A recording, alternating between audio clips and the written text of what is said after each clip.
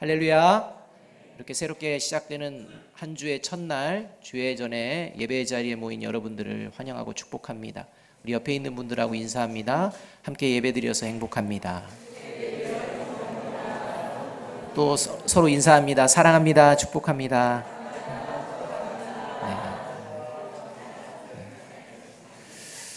얼마 전에 러시아에서 대선이 있었습니다. 대선이 치러졌는데 그 결과는 푸틴이 다시 대통령이 되었습니다. 네 번째 이렇게 당선이어서 사선, 장기 집권 이런 얘기들도 나오고 있습니다. 그런데 이번 대통령 선거가 부정선거였다는 사실이 드러났습니다. 그러니까 부정으로 했다는 것이 그냥 소리로, 그냥 이야기로 되어지는 게 아니라 카메라에 잡힌 것입니다. 그게 이제 로이터 통신의 카메라에 찍혔습니다. 어떤 장면이 찍혔느냐? 여러 명의 사람들이요, 이제 투표를 하는데 동일한 사람이 다른 곳에 가서 또 투표하는, 이 중복 투표하는 모습이 여러 장 이제 찍혔습니다. 분명히 부정선거입니다. 그래서 이것을 가지고, 이 자료를 가지고 선거관리위원회를 간 것입니다. 그래서 선관위 위원들에게 이 부정이다, 이거 잘못됐다, 이렇게 이야기를 했습니다. 근데 그 사실을 보면서 그 선거관리위원회 위원께서 이렇게 대답을 하는 것입니다. 쌍둥이일 수 있습니다. 쌍둥이일 수 있습니다. 이렇게 대답을 하는 것입니다. 여러분, 아무 일도 아니다시 그냥 쌍둥이일 수 있습니다 라고 대답하는 이 모습, 분명히 이거는 빼도 박도 못하는 증거인데도 어떻게 카메라 앞에서 투표를 할 수 있고, 또 발뺌할 수 없는 이런 사진을 보면서도 어떻게 이렇게 잘못된 답변을 할 수가 있었겠습니까? 이해가 가십니까? 여러분, 이해가 갑니다. 왜냐하면 그렇게 답변해도 문제가 전혀 되지 않는다는 확신이 있기 때문입니다. 지금 내가 어느 편에 서야 나에게 유익인지를 알고 있기 때문입니다.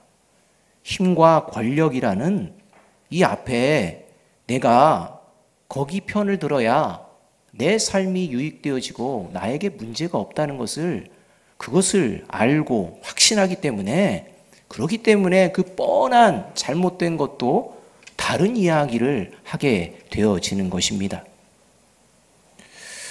저와 여러분 삶의 자리는요, 지금 힘과 권력이라는, 또 한편에 정직과 진실이라는 것 중에 어느 편에 서 계십니까? 세상이라는 것과 하나님이라는 이 두 가지 중에 어느 편에 서 계십니까? 저와 여러분의 서 있는 자리는 언제나 정직과 진실의 자리가 되어지기를, 그리고 하나님 편에 서기를 주님의 이름으로 축복합니다. 오늘 우리가 읽은 말씀은 빌립보 교회를 향한 사도 바울의 편지 내용 중에 예수님의 십자가의 죽으심과 부활하심에 대해서 기록한 내용입니다. 아주 중요한 내용을 담고 있습니다. 사도 바울이 이 내용을 빌립보 교회 성도들이 몰라서 쓰는 것이 아니라 알고 있기 때문에 다시 기록하고 있는 것입니다. 왜냐하면 사도 바울이 빌립보 교회에 편지를 보낸 이유 중 하나는 잘못된 마음, 잘못된 신앙을 가지고 하는 그런 삶을 살아가는 그러한 성도들이 있었기 때문입니다. 아니, 그 중에는 성도라 할 수 없는 그런 존재들도 있기 때문이었습니다. 하나님만을 의지하며 하나님께 속해야 되는 이런 교회가 어느 순간 변질된 그러한 모습들이 나타나고 있는데도 그것을 깨닫지 못하는 이러한 일로 말미암아 이 편지를 쓰게 되는 것입니다. 대표적인 것이 빌립보서 3장 2절의 말씀입니다. 이렇게 말씀합니다. 개들을 삼가고 행악하는 자들을 삼가고 몸을 상해하는 일을 삼가라, 이렇게 말합니다. 다시 말하면 개라는 이런 참 입에 담기 어려운 말인데 개들을 따른다는 것입니다. 행악을 따른다는 것입니다. 몸을 해하는 일들이 있다는 것입니다. 교회 안에서 말입니다. 예수님께서 전한 복음을 거부하는 자들이 있다는 것입니다. 그래서 예수님이 전한 복음 외에 다른 복음, 변질된 복음으로 교회를 어지럽히고 이 어지럽히는 이 교회에 그러한 자들에게 휩쓸리는 이러한 모습이 보여지게 되었다는 것입니다. 이러한 내용 중에 또 하나의 모습이 파편적으로 생겨났는데 실제적인 사건이 등장하게 되어집니다. 열심을 내는 성도 간에 다툼과 갈등이 벌어지는 것입니다. 이러한 모습이 보여서 이제 직접 언급합니다. 빌립보서 4장 2절 말씀입니다. 내가 유오디아를 권하고 순두개를 권하노니 주 안에서 같은 마음을 품으라. 서로 반목하고 갈등하는 이러한 모습이 열심을 내는 이러한 성도들 중에 보여지고 있다는 것입니다.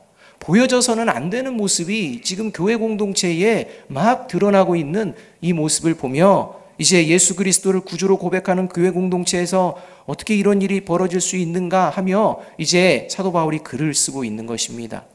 그리고 이렇게 이러한 상황이 벌어지는 이유는 뭐냐? 그 마음이 하나님으로부터 멀어졌기 때문이라고 말씀하고 있는 것입니다. 하나님의 자녀라고 생각하면서 정작 하나님에게서 멀어지면 결국 십자가의 원수가 된다는 사실을 우리가 잊어서는 안 됩니다.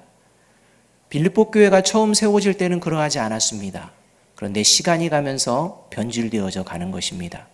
그래서 이 모습이 들려져서 이 모습을 깨닫게 하기 위해 먼저 예수 그리스도의 십자가의 죽으심과 부활에 대해서 이렇게 기록하고 3장과 4장에서 빌립보 교회의 실제적인 상황을 짚고 넘어가는 것입니다. 처음에 이렇게 사도 바울이 빌립보 교회를 향해 이제 감사의 고백과 여러 가지를 전할 때는 그 빌립보 교회 성도들 모두가 그렇지라고 하며 수긍하며 또 어쩌면 예수 그리스도의 이 십자가의 죽으심과 부활의 이 메시지에도 아멘 하실 수 있을 것입니다. 그러나 3장에서부터 드러나는 이야기를 들을 때 이제 그 교회 안에 하나님의 말씀의 도전이 일어나게 되는 것입니다. 이 하나님의 말씀 앞에 오늘도 저와 여러분의 양심이 제대로 반응하는 복된 자리가 되어지기를 주님의 이름으로 축복합니다. 이러한 빌립보 교회와 같은 이런 모습이 드러나는 것을, 하나님으로부터 멀어지는 모습이 드러나는 것을 잘 말씀해 주시는 사건 중의 사건이 바로 오늘 종려주일과 관련된 사건입니다. 종려주일과 이 고난주간의 사건이 이렇게 하나님으로부터 멀어진 이러한 부분들이 어떤 지경에까지 이를 수 있는지를 보여주는 것입니다. 예수님께서 십자가를 지시기 위해 예루살렘으로 올라오십니다. 이 올라오신 것을 기념해서 종려주일이라고 우리는 기념하고 해마다 기념을 합니다. 예수님께서 예루살렘에 올라오셨을 때 수많은 무리들이 종려나무 가지를 들고 이제 예수님을 보며 환호합니다. 환호하는 내용도 정확합니다. 호산나, 호산나입니다. 혼신의 힘을 다하여 환호하는, 찬송하는 이 호산나는 시편 118편 25절에 나오는 하나님께서 약속하신 이제 구원하소서라는 이야기입니다. 이제 드디어 이스라엘이 구원 가운데에 나아갈 수 있음을 확신하는, 그토록 기다렸던 메시아, 이 메시아가 오셨음을 선포하는 이 자리가 호산나입니다. 이 호산나는 그냥 아무 생각 없이 외치는 외침이 아닙니다. 이 외침에는요, 아주 분명한 확신과 죽음까지도 어쩌면 결단하는 이런 확신도 있었던 것이 호산나 외침이었다는 것입니다. 생각해 보십시오. 전쟁을 이기고서 위풍당당한 모습으로 멋진 말을 타고 이제 이렇게 개선하는 왕의 모습을 보면서 이렇게 하는 것이 아닙니다. 그냥 어린 나귀, 그리고 거기에 위에 30여 세의 30대의 건정한 청년, 이 청년이 타고 오는 모습을 보며 호산나라고 지금 외치고 있는 것입니다. 과연 우리가 상식적인 모습으로 봤을 때 이게 무슨 왕의 모습이고 왕의 개선의 모습이고 메시아 같은 모습이겠습니까? 우리가 세상이 바라는 그런 왕의 모습은 아니지 않습니까? 그럼에도 불구하고 이스라엘 백성들은요, 하나같이 호산나, 당신은 메시아십니다. 당신은 구원자십니다. 당신은 우리의 새로운 왕이십니다. 이런 의미를 담고 호산나 호산나 외치고 있는 것입니다. 왜 이렇게 외칠 수 있었느냐? 이스라엘 백성들에게는 하나님의 말씀이 있었습니다. 하나님의 약속이 있었기 때문입니다. 그리고 이 약속을 들었고 가슴에 간직하고 자기들이 지금 로마의 속국에 있었다라는 이 처참한 이런 상황 가운데에 이제 해방되어질 수 있는 유일한 길이 이 말씀하신 메시아가 올 때라는 사실을 늘 잊지 않고 살았던 것입니다. 그것이 스가랴 9장 9절의 말씀입니다. 스가랴 9장 9절은 이렇게 말씀합니다. 시온에 따라 크게 기뻐할지어다. 예루살렘에 따라 즐거이 부를지어다. 보라, 내 왕이 내게 임하시나니 그는 공의로우시며 구원을 베푸시며 겸손하셔서 나귀를 타시나니 나귀의 작은 것 곧 나귀 새끼니라. 이렇게 말합니다. 그러니까 겸손하게 나귀 새끼를 타고 오는 이 예수님의 모습을 보면서 드디어 왕이 오셨기에 우리가 즐거이 외친다라는 실제적인 행동이었다는 것입니다. 이 말씀을 기억하며 기대하고 기다렸고 이제 그것을 실제 행동으로 보여냅니다. 심지어는요, 예수님을 미워해서 예수님을 잡아 죽이려고 하는 유대의 종교 지도자들이 옆에 있었습니다. 함께 보고 있었습니다. 이제 유대교에서 출교를 당할 수도 있는 이런 상황에 빠질 수 있습니다. 그런데 이런 유대 종교 지도자들의 시선을 아랑곳하지 않습니다. 오직 그 예수님을 바라보며 호산나, 구원으로 오신 우리의 왕이시여, 이렇게 외치고 있었다는 것입니다. 그들의 외침은 이 순간만큼은 확실하고 분명하고 그 마음에 확신이 있었던 외침이었습니다. 그동안 예수님이 어떠한 기적을 행했는지 어떠한 권능을 보였는지 그들이 보았고 알았습니다. 그러하기에 예수님께서 구약의 말씀대로 오시는 이 장면은 그들로 하여금 열광하도록 이끌어갔던 것입니다.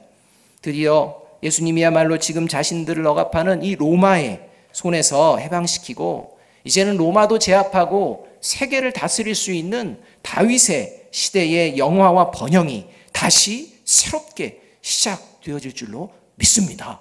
라는 이 믿음이요, 확신이 되었고 이것이 호산나라는 이 외침이 되었다는 것입니다. 그런데 이러한 확신을 가졌던 사람들이 일주일도 채 못 가서 호산나라고 외쳤던, 그토록 확신했던 이 외침의 소리를 다른 외침으로 바꾸는 것이 요한복음 19장 15절 상반절에 이렇게 나옵니다. 그들이 소리 지르되 없이 하소서, 없이 하소서, 그를 십자가에 못 박게 하소서, 이렇게 얘기합니다. 여러분, 호산나를 외치던 사람들이 왜 예수 그리스도를 십자가에 못 박으라고 소리를 지르게 되었을까요? 여러분, 이해가 가십니까? 이해가 갑니다. 왜냐하면 현실이기 때문입니다. 현실이란 상황은요, 우리의 상황들을 바꾸어 놓습니다. 우리의 확신마저도요, 무너뜨려 버립니다. 예수님을 통해 곧 새로운 시대가 도래하게 될 것이라는 이 부푼 꿈이 가득했던 그러한 상황에서 일주일이 가기도 전에 예수님은, 기대했던 그 예수님이 무기력하게 잡히는 것입니다. 무기력하게 잡혀가는 모습을 보며 무너져 버리는 것입니다. 저게 과연 그 강력한 나라를 만들 왕인가? 저 정도밖에 되지 않는 저러한 존재가 우리의 메시아일 수가 있겠는가? 이러한 생각에 빠지게 됩니다. 고난의 메시아라는 하나님의 말씀은 기억하지 않는 것입니다. 그저 자기들이 원하는, 자기들이 기쁨을 얻을 수 있는, 자기들의 유익을 줄 수 있는, 자기들이 중심이 되는 그 메시아만을 이들은 원했던 것입니다. 여러분, 저와 여러분의 삶의 자리 가운데에 질병이 찾아오면 여러분들은 어떤 생각이 먼저 나십니까? 그것이 저주라고 생각하십니까? 은혜라고 생각하십니까? 상황은 우리의 마음을 흔들어 놓습니다. 이러한 상황을 바라보며 자신들의 기대가 처참하게 무너지는 이 상황을 바라보며 예수님 편에 서는 것이 자신들에게는 앞으로 유익이 되지 못할 것이라고 생각해서 이제는 타락한 종교 지도자들의 편으로 돌아서 버리는 것입니다. 세상의 권력에 다시 머리를 숙이는 것입니다. 그것이 살 길이라는 것입니다. 이스라엘 백성들의 이 마음은요, 이미 오래전부터 그런 마음을 보여왔던 마음이었습니다. 사사기 시대 때 강력한 이방 나라의 왕들의 모습을 보면서 부러워했습니다. 그것을 부러워하다가 결국은 왕 되신 하나님을 버리고 인간의 왕을 우리가 있어야 되겠다라고 왕을 요구하는 이 모습이 나오게 됩니다. 언제나 늘 세상이 추구하는 강력한 왕을 요구하는 이 모습이 이제 이스라엘 백성들의 모습이었던 것입니다. 이런 과거에 자신들이 하나님을 버리고 세상을 의지하다가 멸망을 당하는 치욕을 경험해 보았지만 여전히 하나님을 버리는 사건이 종려주일 이후에 벌어지게 되었다는 것을 우리는 마음속 깊이 새겨야 합니다. 그래서 그 후로 40년이 지난 AD 70년 예루살렘은 로마의 티투스 장군에 의해서 예수님의 말처럼 돌 위에 돌 하나도 남지 않게 처참하게 파괴되어져 버렸고 지금도 회복되지 못한 상태로 그냥 남아 있다는 것입니다.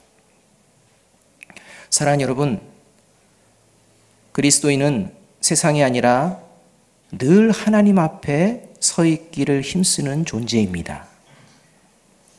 어떤 상황, 어떤 환경에서도 말입니다. 왜냐하면 육체와 모든 세상의 영광은 언젠가는 시들고 사라지지만 하나님은 영원하신 분이심을 믿기 때문입니다.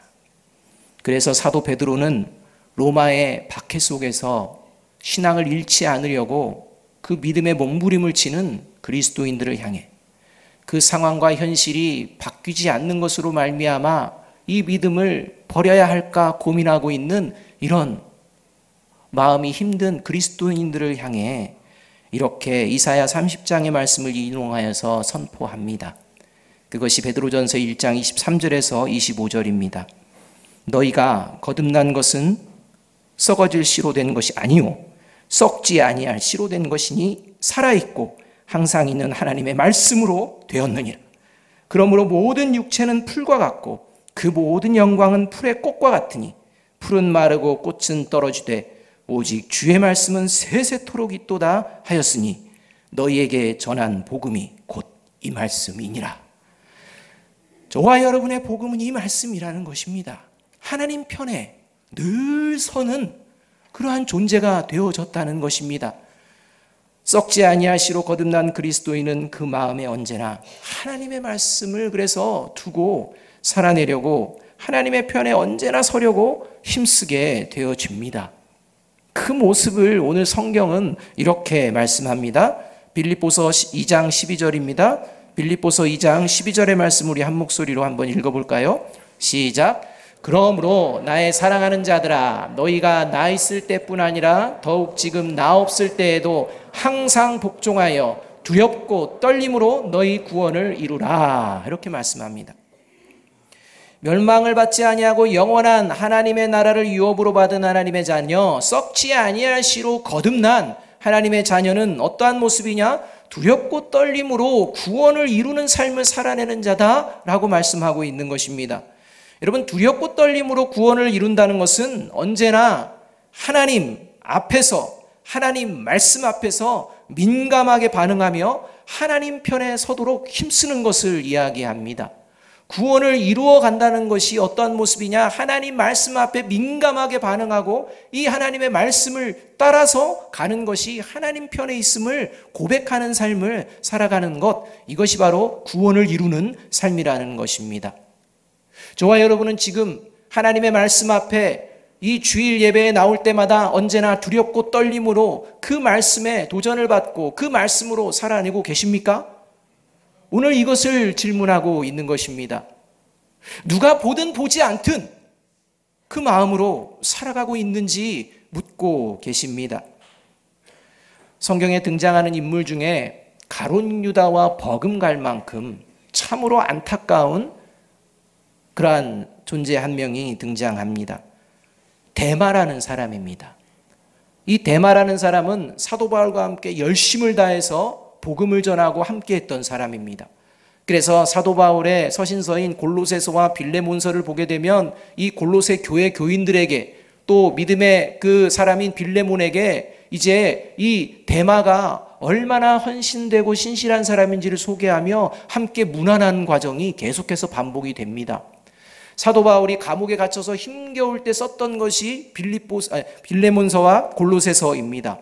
그러니까 이렇게 감옥에 있으면서, 오늘도 마찬가지 빌립보서도 이러한 상황이지만, 이러한 상황 가운데에 그 감옥에 있고 환난 가운데 있는 사도 바울과 함께 했던, 그 환난을 같이 했던 사람이 데마입니다. 그런데 이 데마가요, 디모데후서 4장 10절을 보게 되면 사울을 버리고 갔다 이렇게 나옵니다. 사울이 바울을 버리고 갔다 이렇게 나옵니다. 이 바울을 버리고 간 이유가요, 뭐 마음이 맞지 않고 또 뭔가 의견이 틀어져서 그 얘기가 아닙니다. 또 다른 뭔가 복음을 전하기 위해서 간 것도 아닙니다. 성경은 그래서 분명하게 명확하게 이렇게 기록합니다. 데마가 사도 바울을 떠나간 이유는 이 세상을 사랑하였기 때문이다 라고 말입니다. 사도 바울과 함께 복음을 전하며 복음의 동역자라고 이렇게 자랑스럽게 소개할 만큼 사도 바울도 이 데마를 믿었습니다. 그런데 이 데마의 믿음은요, 그 마음의 확신은 거짓이었다는 것입니다. 보여지는 것은 잘 되었는지 모르지만 그 끝자락에서 그는 하나님을 포기하고 세상 편에 서버립니다. 그래서 그는 그 세상 편에 서는 것이 아무리 돌아보아도 유익이겠다 생각하여서 세상 편에 서게 되었고, 결국은 구원을 이루지 못하는 삶으로 마감되어 버리는 것이 바로 데마의 모습이었다는 것입니다. 오늘 종려주일, 여기 모여 예배드리는 저와 여러분 중에 어느 누가 2000년 전 종려주일 때 호산나 외쳤던 이스라엘 백성과 같은 모습, 예수 그리스도를 구주로 믿고 영접하고 그 어려운 상황도, 그리고 하나님의 복음을 전하면서 나아갔던 그 데마와 같은, 그러나 결국에는 그 마음이 변질되어지고 하나님을 버리는 이러한 모습으로 전락하게 될 수도 있다는 것을 우리는 알 수가 있습니다. 저와 여러분이 이런 이스라엘 백성과 데마의 모습이 되어지지 않을 것이라고 여러분들은 확신하십니까? 정말 확신하십니까?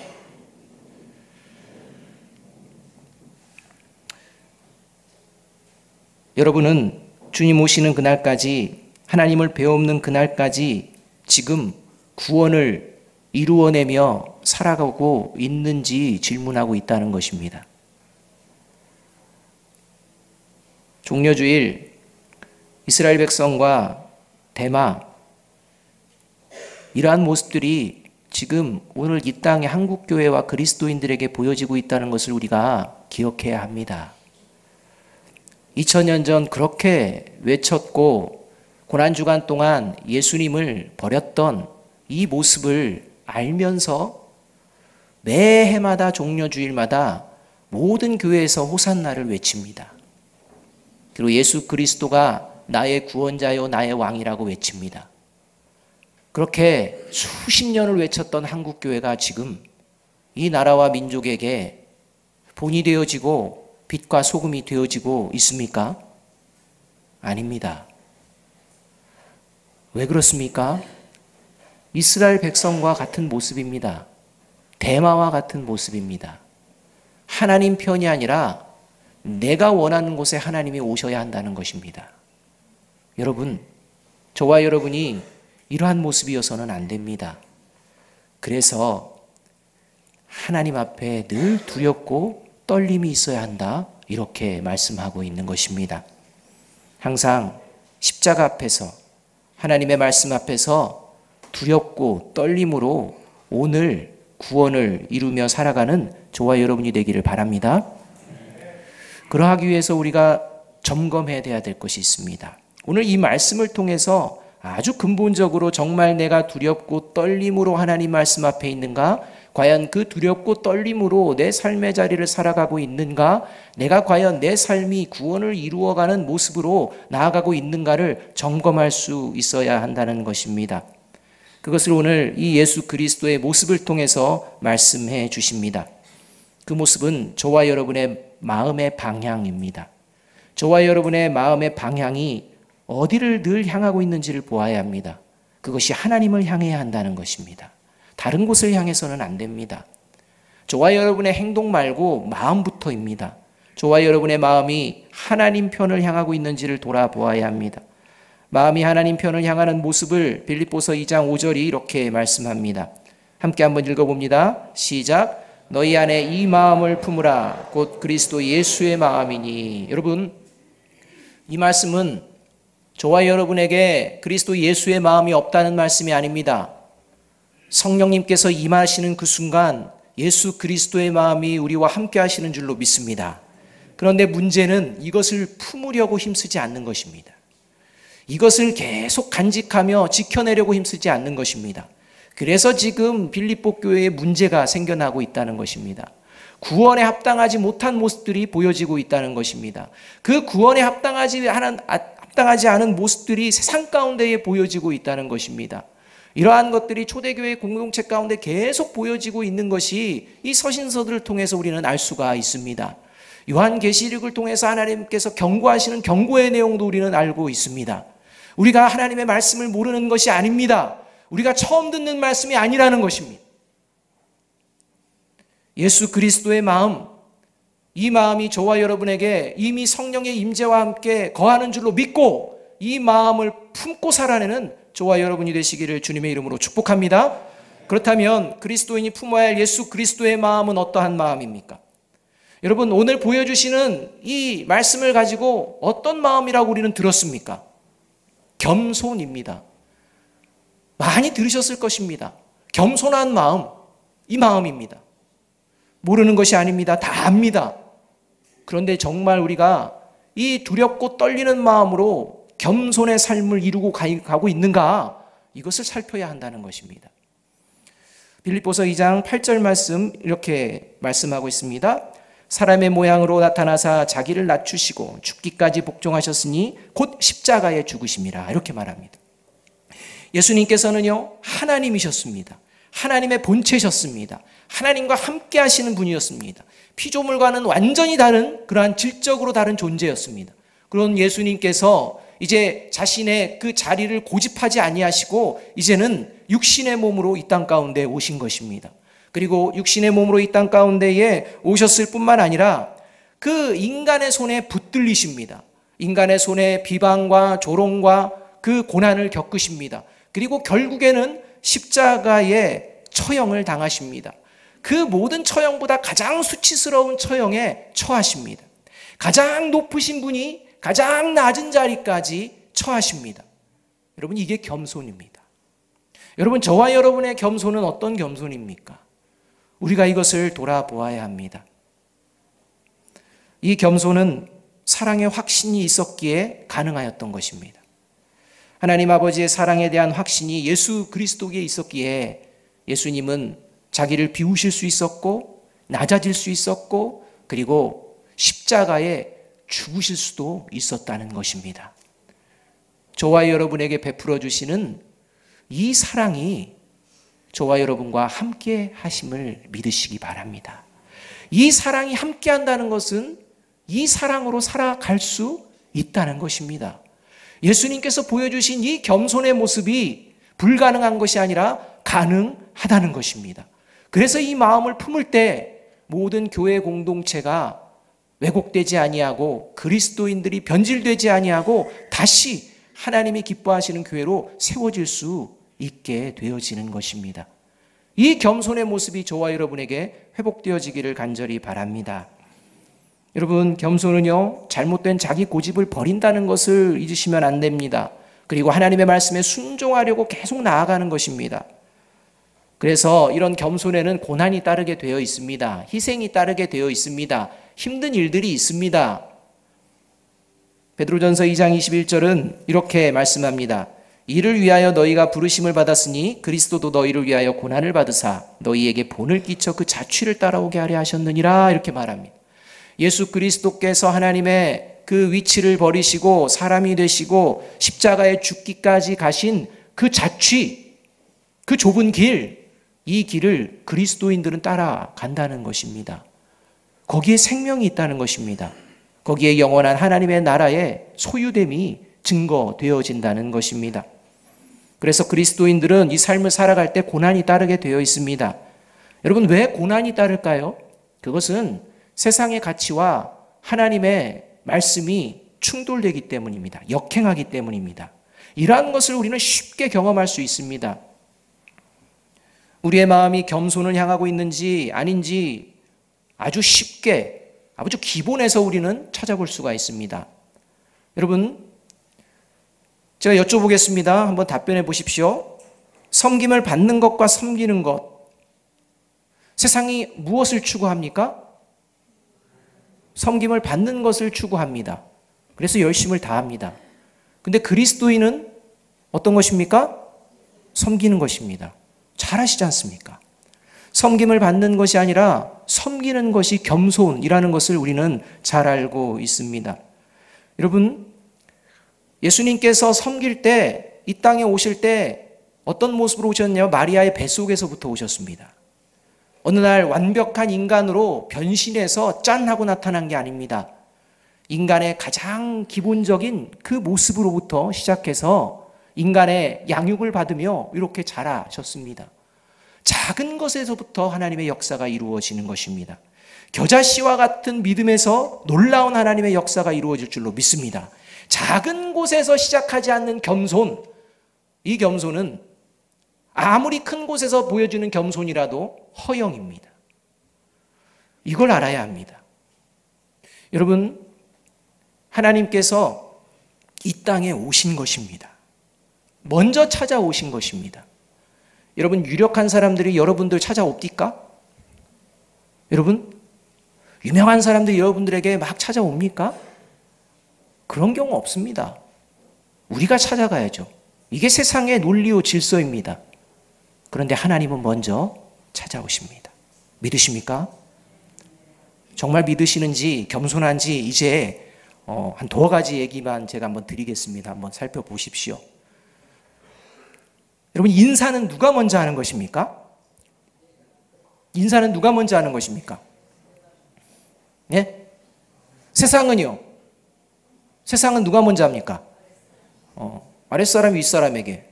이건 세상의 질서입니다. 그런데 그리스도인은 누가 먼저 하는 것입니까? 윗사람이 하는 겁니까? 먼저 보는 사람이 하는 것입니다. 인사는 누가 하는 것이다? 먼저 보는 사람입니다. 먼저 보는 사람이 인사하는 것입니다. 하나님께서 이 땅에 먼저 찾아오셨듯이 먼저 보는 사람이 인사입니다. 인사는요, 존중의 표시입니다. 저와 여러분을 하나님께서는 존중하신 줄로 믿습니다. 십자가에 죽으실까 말입니다. 이 마음이 우리들에게 있다면 이것은 인사에서부터 나타납니다. 교회에 저 멀리서부터 교회에 들어올 때 여러분 누구에게 얼만큼 인사 받으셨습니까? 기분 좋으십니까? 여러분, 인사 받은 숫자와 인사한 숫자 따지면 어느 숫자가 더 많습니까? 여기에 겸손이 있다는 것입니다. 요즘 제가 사는 아파트에 엘리베이터에 그런 공고가 한번 떴습니다. 엘리베이터 탔을 때 너무 삭막합니다. 서로 먼저 인사하셨으면 좋겠습니다. 이렇게 떴습니다. 과연 그 엘리베이터를 탈 때마다 먼저 인사하는 사람이 몇 명이나 될까요? 거의 없습니다. 저는 인사를 먼저 할까요, 안 할까요? 지난번에도 물어보면 안 해요. 이렇게 처음에 안 했습니다. 처음에 그거 보고 아이 뭘.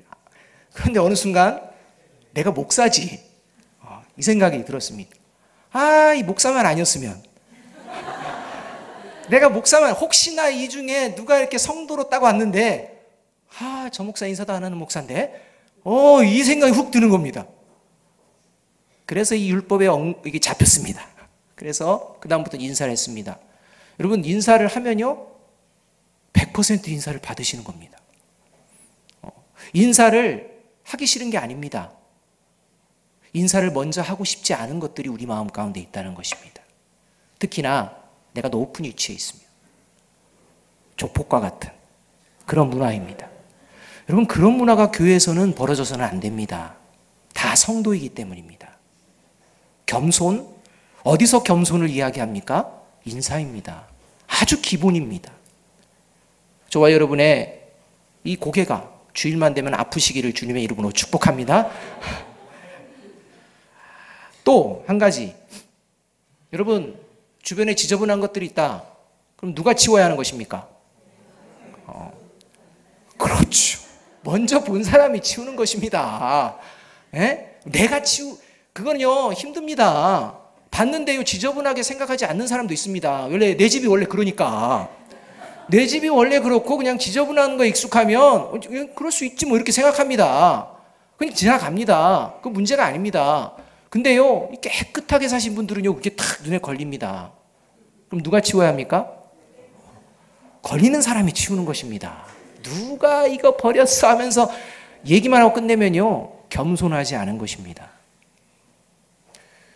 여러분, 그래서 이런 말씀을 듣고 이제 막 알았어. 오늘부터는 인사도 잘하고 먼저 인사하고 먼저 치우고 막 하겠어 하면 1년이 지나고 2년이 지났는데 나만 합니다.